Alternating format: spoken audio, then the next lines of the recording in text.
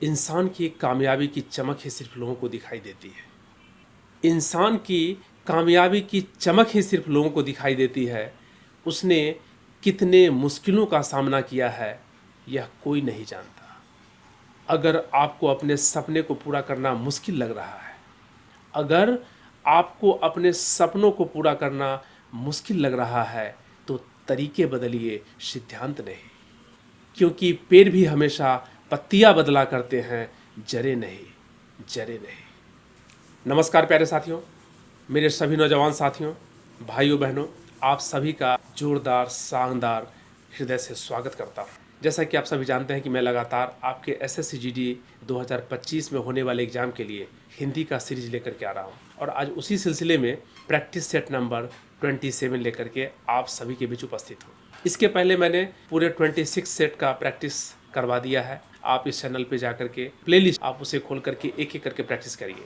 इसमें सारे वो महत्वपूर्ण सवाल हैं जो प्रीवियस ईयर के क्वेश्चंस हैं। आपको इससे बहुत ज़बरदस्त फायदा होगा, आपको दृष्टि मिलेगी, आपको समझ मिलेगा कि किस तरह के हिंदी के प्रश्न एग्जाम में पूछे जाते हैं। और अगर एक बार अगर आपने समझ लिया क्वेश्चन के पैटर्न को, फिर आपके लिए रास्ता बहुत ही आसान हो जाएगा और आप हिंदी में पूरे 40 में 40 नंबर लाने में सक्षम हो पाएंगे। जी हाँ, बिना देरी किए हुए चलते हैं इस सेशन की तरफ। ये सेशन है 2024 में 27 फरवरी के दिन जो 4th शिफ्ट में एग्जाम हुआ था एसएससी जीडी का, उसका हिंदी का प्रैक्टिस सेट है और उसका ये सबसे पहला सवाल है। तो आइए हम अब सॉल्यूशन की तरफ आगे बढ़ते हैं कि निम्नलिखित प्रश्न में 4 विकल्पों में से उस सही विकल्प का चयन कीजिए जो वाक्यांशों के लिए एक शब्द का विकल्प हो। जी हाँ, यहाँ पे एक वाक्यांश दिया गया है और उस वाक्यांश के लिए हमें एक शब्द ढूंढना है जो इसके लिए क्या हो, सटीक हो, फिट हो। तो देखिए किसके लिए ढूंढना है। यहाँ पे है कि जो सहनशील न हो। जी हाँ, जो क्या हो, सहनशील न हो। तो मैं बता दूं आपको कि सहिष्णु का मतलब होता है सहनशील। सहनशील, सहिष्णु का मतलब ही होता है सहनशील।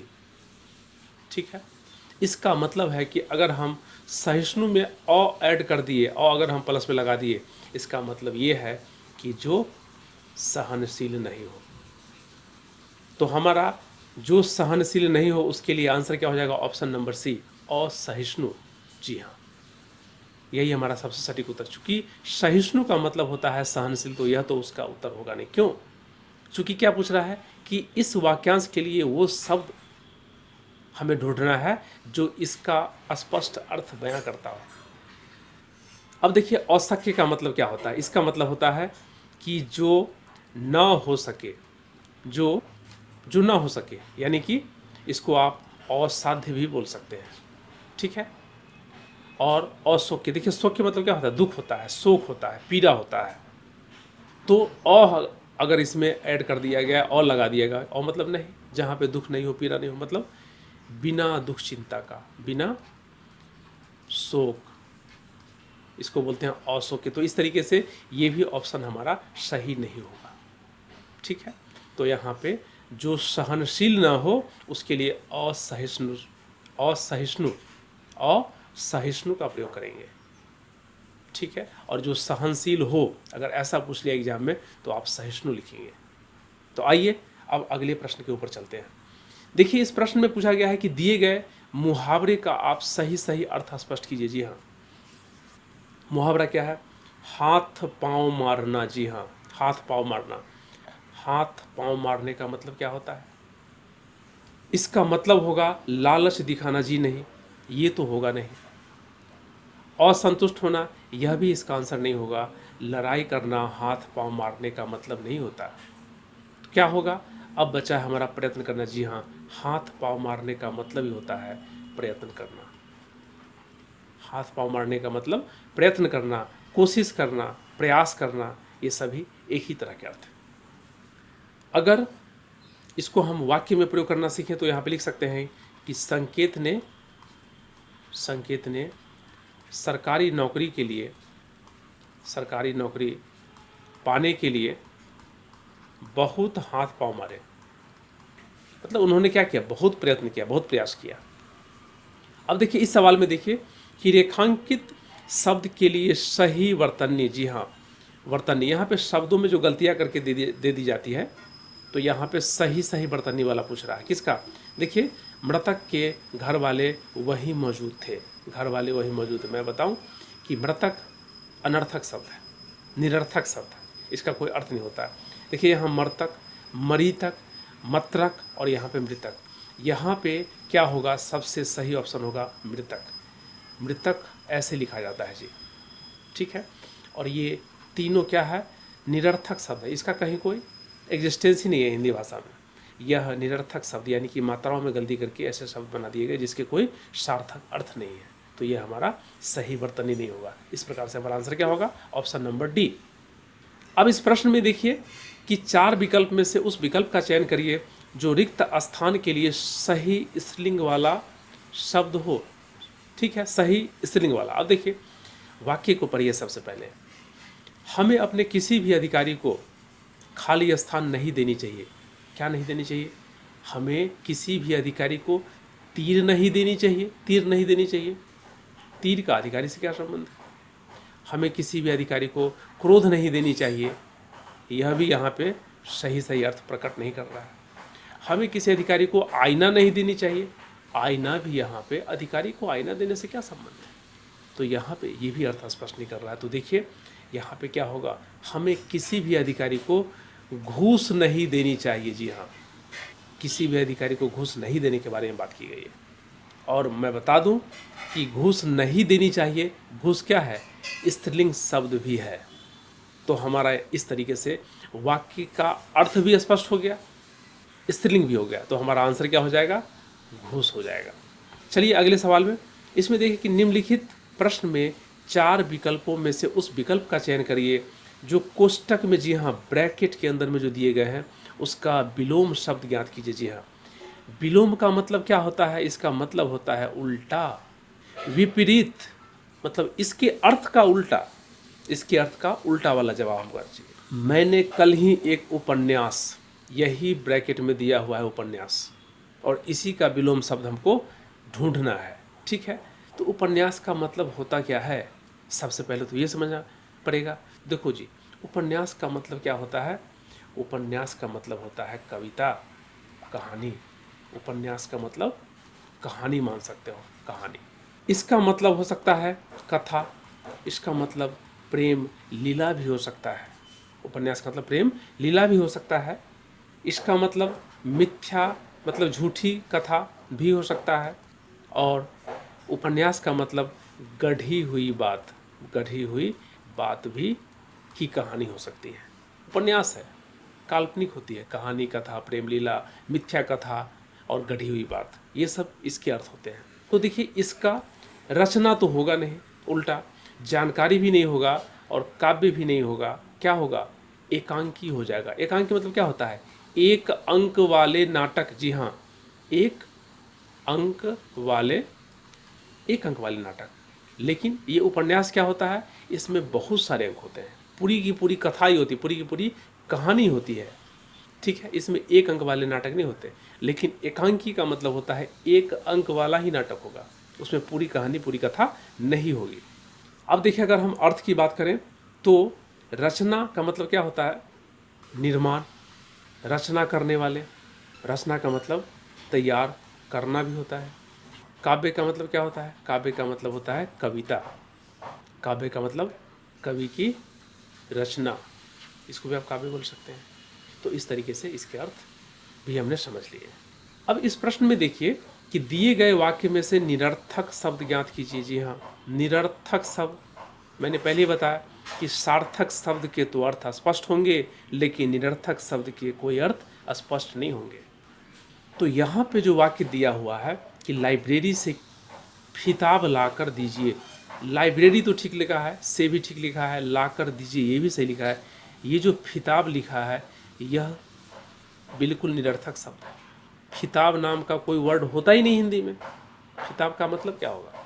तो देखिए यहाँ पे लाइब्रेरी से क्या ला करके दीजिए? किताब ला करके दीजिए। जी, लाइब्रेरी में क्या होती है? किताबें होती है, तो आप किताब ला करके ही तो देंगे, और क्या देंगे? तो यहाँ पे लाइब्रेरी से किताब ला करके दीजिए कहने का मतलब है यहाँ पे। ठीक है, लाइब्रेरी से लाइब्रेरी ला करके देंगे? नहीं नहीं, लाइब्रेरी कैसे ला के दोगे भाई? पूरी की पूरी लाइब्रेरी थोड़े ला सकते हो तुम, वो तो कंस्ट्रक्शन है। फिताब, यह तो गलत ही होगा। हाँ, यह क्या होगा, यही निरर्थक, चूँकि हमको निरर्थक शब्द ही ज्ञात करना है, इसके लिए फिताब ही हमारा आंसर होगा। अब देखो दीजिए, चूँकि ये तो सही सही है, हाँ, तो यह भी हमारा गलत हो जाएगा। यहाँ पे क्या होगा कि तो निरर्थक शब्द कौन सा होगा, फिताब ही तो होगा। यहाँ पे फिताब, यहाँ पे किताब होना चाहिए था, लेकिन आंसर क्या होगा, फिताब। निरर्थक शब्द यहाँ पे फिताब है। यहाँ पे देखिए बोला जा रहा है कि दिए गए वाक्यांश के लिए सार्थक शब्द ज्ञात कीजिए। जी हाँ, सार्थक शब्द जिसमें अर्थ होना चाहिए। स्त्री जो कविता लिखती है, वैसी महिला जो कविता लिखती है, उसको क्या बोलते हैं, उसको बोलते हैं कवयित्री, है ना, उसको बोलते हैं कवयित्री। अब देखो जी, यहाँ पे उच्चारण के हिसाब से इन्होंने क्या किया है, एक विकल्प तो सही सही लिखा है, लेकिन 3 में मात्राओं की गलती कर दी है इन्होंने। यहाँ पे क्या लिख दिया, कवयित्री, ये तो होगा नहीं। कवयित्री, ये भी ना होगा जी।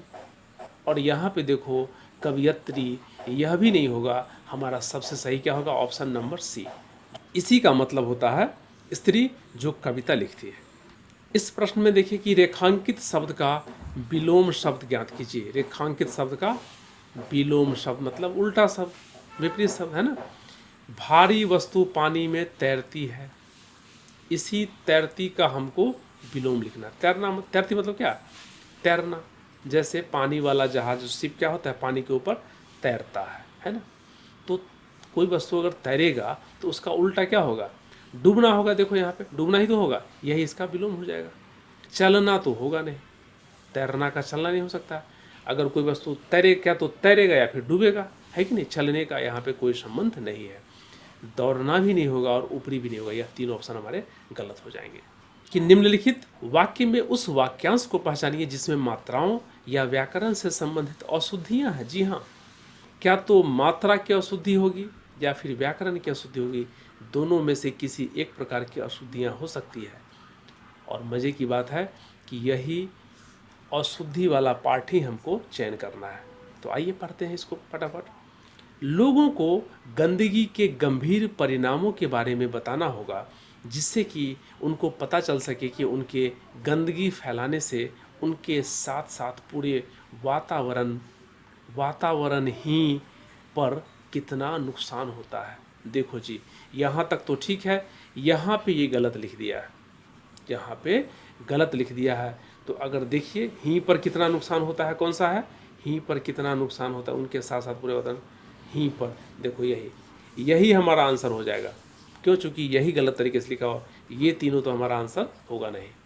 तो यहाँ पे होना क्या चाहिए, वातावरण के, उनके साथ साथ पूरे वातावरण पर भी, यहाँ पे क्या हो जाना चाहिए, पर वातावरण ही पर कितना, वातावरण पर भी, वातावरण पर, यहाँ पे ही पर कितना नुकसान, ये जो पार्ट है ना, यही गलत कर दिया गया इसमें। ये यहाँ से हटाना होगा। तो हमको चूँकि औषधि वाला पूछ रहा था, तो हमारा ऑप्शन हो जाएगा डी। अब इस प्रश्न को देखिए कि दिए गए वाक्य में रेखांकित शब्दों के लिए सही शब्द वाले विकल्प का चयन कीजिए। जी हाँ, हमारा संपर्क अनेकों व्यक्तियों से नित्य होता है। रेखांकित भाग तो यही है, अनेकों व्यक्तियों। देखो जी, अनेकों और व्यक्तियों तो एक से ज़्यादा है। तो यहाँ पे अनेकों जो है ना, इसके जगह पे अनेक होना चाहिए।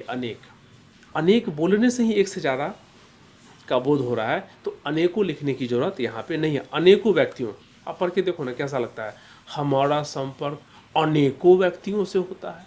इसके जगह होना चाहिए कि हमारा संपर्क अनेक व्यक्तियों से नित्य होता है। जी हाँ, ये हमारा सबसे सही शब्द होगा। हमारा संपर्क अनेक व्यक्तियों से नित्य होता है। यहाँ पे अनेकों लिखने की जरूरत नहीं है। अब देखो यहाँ पे हमारा संपर्क अनेकों व्यक्ति से नित्य होता है, यहाँ पे अनेकों और यहाँ पे व्यक्ति, यह तो बिल्कुल बेमेल कर दिया, परिवर्तन की आवश्यकता नहीं, यह तो गलत ही होगा। और हमारा संपर्क अनेक व्यक्ति से नित्य होता है। अनेक व्यक्ति, जब अनेक है तो व्यक्तियों होगा ना, यहाँ पे ये गलत कर दिया, इसका मतलब यह भी हमारा गलत हो जाएगा। अब आइए इस सवाल में देखिए कि दिए गए शब्द का पर्यायवाची शब्द आप ज्ञात कीजिए। जी हाँ, पर्यायवाची शब्द ज्ञात करने के लिए बोला जा रहा है। ठीक है, किसका, हिम का। तो हिम का अर्थ क्या होता है, हिम को आप बर्फ़ भी बोल सकते हैं। हिम क्या होता है, ठंडा भी होता है। हिम को आप तुषार भी बोल सकते हैं, इसको आप बर्फ़ भी बोल सकते हैं। इतने सारे नाम हैं इसके, ठीक है। तो यहाँ पे अगर आप देखें पर्यायवाची ज्ञात करना है तो हिम के लिए जो बर्फ़ है हमारा, बर्फ़, यही हमारा आंसर हो जाएगा, सटीक सटीक, ठीक। पहाड़ का मतलब क्या होता है? पर्वत होता है, और पर्वत का मतलब पहाड़ होता है, तो जानते ही हैं पहाड़। शैलेंद्र का मतलब क्या होता है? शैलेंद्र का मतलब होता है भगवान शिव। भगवान शिव को भी शैलेंद्र कहा जाता है। शैलेंद्र मतलब पहाड़ का भगवान, है ना। इस तरीके से इसके अर्थ होते हैं। शैलेंद्र को आप पहाड़ का भगवान बोल लीजिए, भगवान शिव बोल लीजिए, बोल सकते हैं। अब चलिए अगले प्रश्न की तरफ। इसमें देखिए बोला गया है कि कोष्टक में दिए गए शब्द के क्या निकालिए? पर्यायवाची शब्द निकालिए।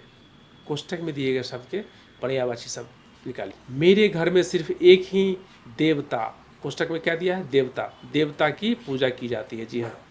देखो, लक्ष्य का मतलब तो देवता होता नहीं है। याज्ञसेनी का मतलब ही, याज्ञसेनी किसको बोला गया है? द्रौपदी को बोला गया है ना। इसका मतलब ही नहीं। कार्मुक का मतलब ही देवता नहीं होता है। देवता विभूत को कहा जाता है ना। विभूत को आप देव बोल लीजिए, सुर बोल लीजिए, है कि नहीं, अमर बोल लीजिए, अमर बोल लीजिए, यह सब क्या है? देवता को बोला जाता है। तो हमारा यहाँ पर पर्यायवाची शब्द का सबसे सही विकल्प क्या होगा? विबुध हो जाएगा, ठीक है। लक्ष्य का मतलब क्या होगा? निशाना हो जाएगा। लक्ष्य का मतलब गंतव्य भी हो सकता है, लक्ष्य का मतलब प्रयोजन भी हो सकता है। याज्ञसेनी द्रौपदी को बोलते हैं द्रुपद की बेटी, द्रौपदी, है कि नहीं। आप इसको पांडवों की पत्नी भी बोल सकते हैं, पांडवों की पत्नी, पांडवों की पत्नी वही याज्ञसेनी ही थी। कार्मुक का मतलब क्या होता है?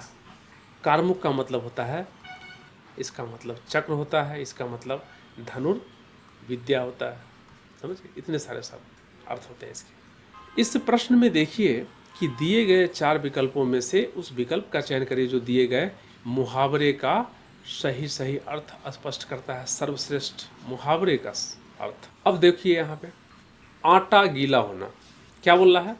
आटा गीला होना, आटा गीला होना। आटा गीला होना का मतलब क्या होता है जानते हो? संकट में और संकट का आ जाना। आटा गीला होने का मतलब बुरा सोचना नहीं होता, आटा गीला होने का मतलब बहकाना भी नहीं होता, और आटा गीला होने का मतलब स्वार्थ सिद्ध करना भी नहीं होता। क्या होगा कि आटा गीला हो गया मतलब संकट में और संकट का आ जाना। पहले से तो एक संकट चल ही रहा था और फिर से दूसरी विपत्ति आ गई, इसी को बोलते हैं आटा गीला हो जाना। जैसे इसको हम इस तरीके से वाक्य में प्रयोग कर सकते हैं। भानुशाली पहले से ही बीमार था और अब उसके कंपनी वाले उसको नौकरी से निकाल दिए। अब बेचारा पहले से बीमार था और दूसरी आफत आन पड़ी कि कंपनी वाले ने उसको नौकरी से निकाल दिया। अब बताइए, तो इसी को बोलते हैं आटा गीला हो जाना। निकाल दिए जिससे उसका आटा गीला हो गया, इस तरीके से हम इसमें वाक्य बना कर प्रयोग कर सकते हैं, गीला। अब इस प्रश्न में देखिए कि वाक्य का वह भाग ज्ञात कीजिए जिसमें कोई त्रुटि है। त्रुटि का मतलब क्या है? जिसमें कोई गलती है। अब दोनों चोटियों में से जो चोटी उच्चतम होगी मैं उसी की चढ़ाई करूँगा। देखिए यहाँ पे 2 चोटी के बारे में बात की जा रही है, ठीक है। और जो चोटी उच्चतम होगी, यहाँ पे उच्चतम लगा दिया। उच्चतम जानते हो जी, अंग्रेजी में इसको बोलते हैं सुपरलेटिव डिग्री। यानी कि उच्चतम जो सुपरलेटिव डिग्री होता है ना, उच्चतम कहाँ प्रयोग करते हैं? जहाँ पे 2 से अधिक की बात की जाए, 2 वस्तु से अधिक की बात की जाए। लेकिन यहाँ पे केवल 2 वस्तु की बात की गई है कि दोनों चोटियों में से जो चोटी, तो उच्चतम की जगह पे क्या होगा? यहाँ पे उच्च हो जाएगा। तो देखिए यहाँ पे कहाँ उच्चतम दिया हुआ है? जो चोटी उच्चतम, यह गलत हो जाएगा, यानी कि हमारा यही आंसर होगा, ठीक है। चूंकि हमको त्रुटि वाला पूछ रहा है, 2 चोटियों के साथ उच्चतम का प्रयोग हम नहीं कर सकते, हमको यहाँ पे चोटी का प्रयोग करना पड़ेगा। लेकिन हाँ, अगर बहुत सारे चोटी रहते वहाँ पे हम उच्चतम का प्रयोग कर सकते थे, ठीक है। तो ये सभी जो बचे हैं यह सही लिखा हुआ है, इसके लिए यह हमारा आंसर तो हो नहीं सकता, यह हमारे आंसर नहीं होंगे। क्या होगा? केवल ए होगा कि ये उच्चतम गलत लिखा, यहाँ पे इसको उच्च लिखना चाहिए। ठीक है, चूँकि केवल 2 चोटी की बात की जा रही है, ये समझना जरूरी है। अब यहाँ पे आइए, देखिए यहाँ पे क्या बोला कि दिए गए वाक्य में रेखांकित शब्द का तत्सम शब्द ज्ञात कीजिए। जी हाँ, तत्सम शब्द वे शब्द जो संस्कृत के समान, संस्कृत के बिल्कुल हूबहू शब्द जब हम प्रयोग में लाते हैं तो तत्सम बोलते हैं, लेकिन अगर हम उसी को परिवर्तित करके हिंदी में लिख देते हैं तो उसको बोलते हैं तद्भव शब्द। यहाँ पे क्या है, रेखांकित शब्द में फूल को दिया गया है, फूल को दिया गया है। ठीक है, अब फूल को जो दिया गया है यहाँ पे, तो फूल हो गया हमारा यहाँ पे क्या, तद्भव, तद्भव शब्द हो गया। लेकिन अपने को क्या तत्सम निकालना है, तो तत्सम क्या होगा इसका, इसका हो जाएगा पुष्प। जी, ये हो गया तत्सम शब्द, किसके लिए, फूल के लिए, और फूल हो गया तद्भव शब्द। तो हमारा आंसर क्या हो जाएगा, पुष्प हो जाएगा। प्रिय मतलब तो जानते हैं, ये और ये तीनों तो होगा नहीं। प्रिय का मतलब क्या होता है, प्यारा। पक्ष मतलब किसी की तरफदारी करना, तरफ। पक्ष मतलब दायां भाग या बायां भाग, दायां भाग बोल सकते हैं, बायां भाग बोल सकते हैं। तो हमारा यहाँ पे फूल से लेना देना है केवल पुष्प का। ठीक है, अब चलिए अगले प्रश्न की तरफ। सबसे मज़ेदार सेक्शन में हम लोग पहुँच चुके हैं फाइनली, कि नीचे दिए गद्य में कुछ शब्द छोड़ दिए गए हैं। जी हाँ, एक गद्यांश दिया हुआ है, इसको पढ़ करके अर्थ को समझ करके और हमको फिल इन दी ब्लैंक्स करनी है। 5 नहीं, 5 के लिए 10 नंबर मिलेंगे, लेकिन 5 सवाल आपको करने पड़ेंगे। तो देखिए, इस गद्य को हम फटाफट पढ़ लेते हैं कि शहरी इलाकों में आबादी का अधिक खाली स्थान, वाहनों की ज़्यादा संख्या और अधिक आवाजाही के खाली स्थान, सड़क हादसों का सबसे अधिक खाली स्थान ग्रामीण इलाकों में है। एक रिपोर्ट के अनुसार वर्ष 2022 में शहरी क्षेत्रों में 54,000 लोगों का खाली स्थान में जान खाली स्थान पड़ी। जी हाँ, यहाँ पे किसकी बात की जा रही है, यहाँ पे सड़क हादसों के बारे में बात की गई है। सड़क पे जो दुर्घटनाएं होती है गाड़ियों की, उसके बारे में बात की गई है। मोटा मोटी हमको इतना तो समझ आ गया। अब चलिए पहले प्रश्न की तरफ चलिए। देखिए कि शहरी इलाकों में आबादी का अधिक खाली स्थान, वाहनों की ज़्यादा संख्या, और यहाँ पे क्या होगा कि शहरी इलाकों में आबादी का अधिक क्या होगा, घटना वाहनों की ज़्यादा संख्या। यह तो यहाँ पे उपयुक्त नहीं लग रहा है ना। शहरी इलाकों में आबादी का अधिक, घोर वाहनों की संख्या, जी ना, यह भी नहीं होना चाहिए। और देखो यहाँ पे आबादी का अधिक, घना वाहनों की संख्या, यह भी यहाँ पे सही अर्थ नहीं दे रहा है। तो क्या होगा, शहरी इलाकों में आबादी का अधिक, घनत्व मतलब क्या होता है, डेंसिटी बहुत ज़्यादा संख्या में होना चाहिए, वाहनों की ज़्यादा संख्या और अधिक आवाजाही के, यहाँ पे हमारा घनत्व सबसे सही अर्थ देने वाला शब्द है यहाँ पे। अब देखिए अगले प्रश्न में क्या बोल रहा है, यहाँ पे तो आप घनत्व भर दिए कि शहरी इलाकों में आबादी का अधिक, घनत्व, वाहनों की ज़्यादा संख्या और अधिक आवाजाही के खाली स्थान, सड़क हादसों का सबसे अधिक। यहाँ पे क्या हो जाएगा, अधिक आवाजाही के लिए सड़क हादसों, ना, लिए तो होगा नहीं। अधिक आवाजाही परस्पर सड़क हादसों का सबसे अधिक, यह भी नहीं होगा। और अधिक आवाजाही के वजह सड़क हादसों का सबसे अधिक, यह भी नहीं होगा। क्या होगा, यहाँ पे जो सबसे सटीक होगा, घनत्व, वाहनों की ज़्यादा संख्या और अधिक आवाजाही के बावजूद, जी हाँ, बावजूद होगा यहाँ पे, बावजूद सड़क हादसों का सबसे अधिक है ना। अधिक क्या होगा इसमें, देखिए अधिक परिणाम ग्रामीण इलाकों में है, नहीं, अधिक परिणाम यहाँ पे सटीक नहीं बैठ रहा। अधिक इज्जत ग्रामीण इलाकों में है, यह भी यहाँ पे सटीक अर्थ नहीं दे रहा है। अधिक कारोबार ग्रामीण इलाकों में है, यह भी नहीं होगा। तो क्या होगा, सड़क हादसों का सबसे अधिक जोखिम, जी हाँ, यहाँ पे जोखिम ग्रामीण इलाकों में है, यह सबसे सटीक अर्थ देने वाला ऑप्शन है।